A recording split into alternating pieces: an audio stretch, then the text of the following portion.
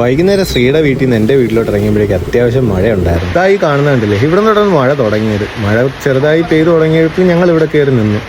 എന്തോ പാറക്കഷ്ണം വന്ന് വീഴുന്നവണക്കായിരുന്നു മഴത്തുള്ളികൾ ആദ്യം വന്ന് വീഴാൻ തുടങ്ങിയത്. അങ്ങനെ കുറച്ച് നേരം അവിടെ നിന്നപ്പം കുറച്ച് കണിക്കൊന്ന പൂത്തുക്കുന്നുണ്ട്. അങ്ങനെ അതിൻ്റെ വിഷ്വൽസ് എടുത്തോണ്ടിരുന്നു. അവിടെ നിന്ന് ഇറങ്ങി നമ്മുടെ കുട്ടിയെ മയിലേക്കാട് കയറ്റമായപ്പോഴത്തേക്ക് വീണ്ടും പേരും മഴ.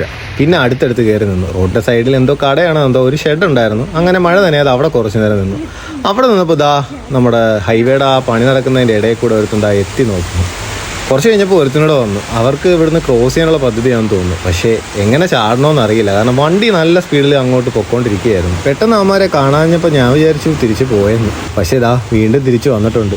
എങ്ങനെയെങ്കിലും ഇവിടുന്ന് മുറിച്ച് കടന്ന് പോയിട്ടേ അവന്മാർ അടങ്ങുന്നുള്ള രീതിയാണ്. പക്ഷേ എന്തോ വണ്ടിയുടെ തിരക്ക് കാരണം അവന്മാർക്ക് ചാടാൻ പറ്റത്തില്ലെന്ന് മനസ്സിലായി. അങ്ങനെ രണ്ടും കൂടെ എങ്ങോട്ടോ ഓടിപ്പോയി. ഈ കാണുന്ന അത്യാവശ്യം ഗൗരവമായി എടുക്കുന്ന ഒരു സ്ഥലമാണ്. നമ്മുടെ കൊട്ടി കിംസ് കഴിഞ്ഞ് വരുമ്പോൾ ഉള്ള ഏരിയയാണ്. മഴ പെയ്താൽ പിന്നെ ഇവിടെ കുളമാണ്. ഇതിന് മുന്നേയും മഴ പെയ്തപ്പോൾ ഇവിടെ ഇതേ അവസ്ഥയായിരുന്നു. പക്ഷെ ആരും ഇതുവരെ തിരിഞ്ഞ് നോക്കിയിട്ടില്ല. ഈ ഹൈവേയുടെ പണിയും കഴിഞ്ഞ് അവർ പൊടിയും തട്ടിപ്പോകും. നമ്മളെപ്പോലുള്ള സാധാരണക്കാർ വേണം വീണ്ടും ഇതൊക്കെ അനുഭവിച്ച് ഇവിടെ തന്നെ കഴിയാൻ. ആരോട് പറയാൻ, ആര് കേൾക്കാൻ? ഇതൊന്നും ആരും തിരിഞ്ഞു നോക്കാനും പോകുന്നില്ല.